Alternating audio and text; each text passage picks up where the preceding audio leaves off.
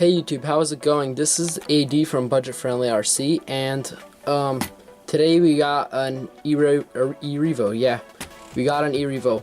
First off, I have to thank my friend for letting me borrow his erevo to review. This is not my car. He let me borrow it to review, and of course, we focus more on budget friendly, and this is not budget friendly by any means, but we're just gonna do this because we do RC stuff also. I'll leave the link to his channel in the description below, and yeah, let's get started.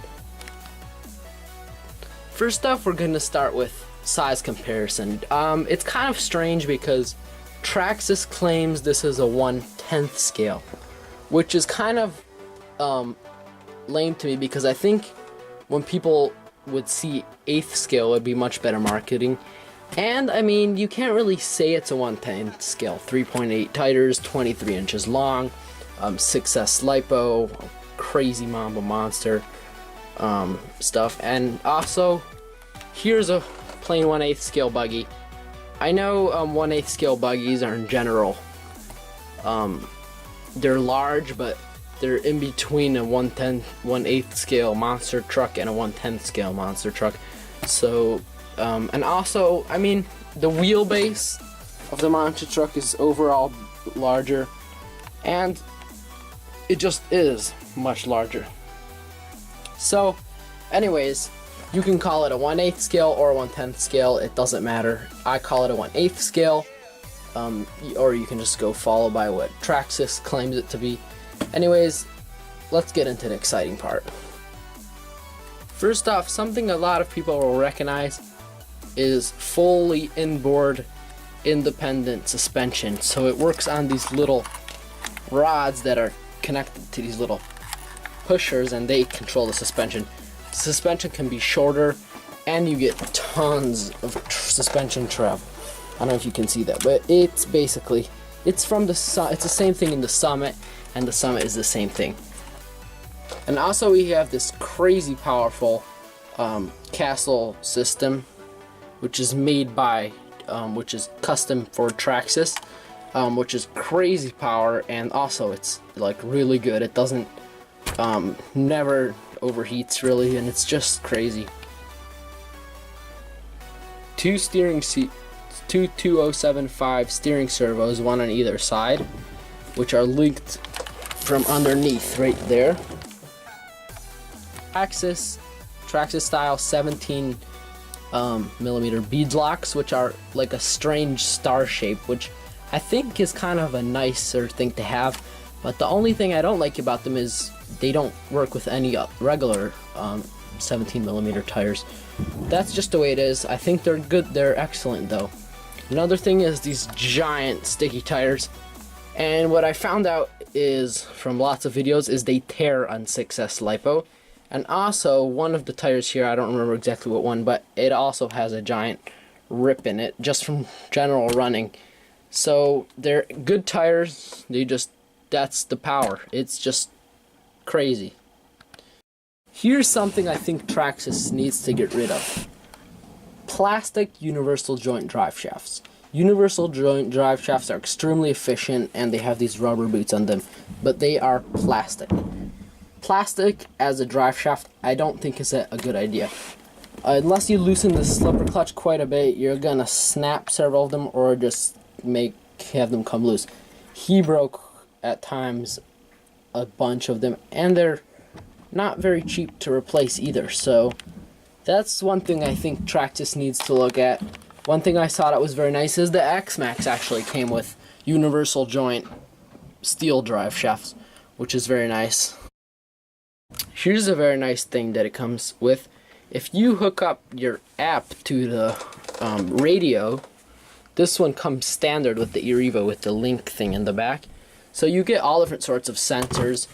An RPM sensor, an RPM speed sensor, which means it measures speed by RPMs. It's not GPS. A temperature sensor, which is awesome, and that's something they should put on more nitros, but it's very nice to have. And it also has a voltage detector. Right there is a little thin cord that detects voltage on either side. so that you'll know the voltage. And the ESC, I'm not sure how many amps it is. I haven't looked into it, but I'm sure it's at least 150 amps, I'm just gonna say. And here are the stock batteries that come with it, if I can get that door open. But let me tell you something, if you're gonna get an erevo, get lipos. That does not work very well. We'll top out at about 35 miles an hour, but overall it's not very good power or speed, and it eats through them pretty quickly. After about 5 minutes of runtime, it'll just like get really slow on stuff. So, and another thing is the hinges on this, these little side battery doors are not real hinges. They're just little thin, bendy plastic things. And I think so far it hasn't happened to him, but I think eventually these things would just become so weak that they would basically just kind of fall apart. I would like to see something with hinges like the Savage XS has. It just has a real hinge, which is very nice. It can also open a lot more. You're not afraid. Here's a good thing.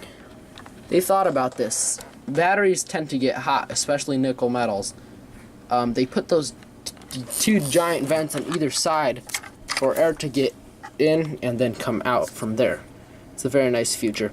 Overall, the durability on this thing is very, very good, except the drive shafts. I think that's about it.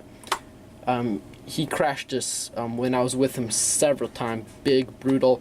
You can just check out the running video we just did together of this beast, and I don't know if I have any raw footage in there, but we did crash it several times, and it just came back asking for more.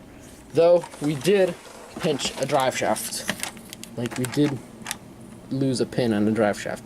So that's one thing I recommend replacing, or you just run it on a very loose lever clutch. Another very nice thing is this giant heatsink and the aluminum motor mount plate. Traxxas is not known for loading their cars with aluminum like other companies would, but that's very nice to see.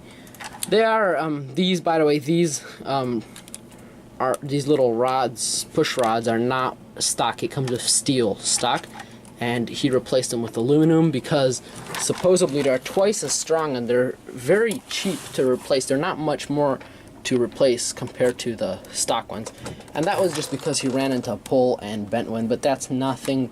That was completely his fault, and that's expected. It wasn't a durability issue. And anyways, thanks for watching, guys. I hope you enjoyed this video, and please give it a thumbs up if you liked the video. If you didn't, go ahead, hit thumbs down, and please check out my friend's YouTube channel in the description below, and I'll speak to you guys next time. Thanks for watching. Bye.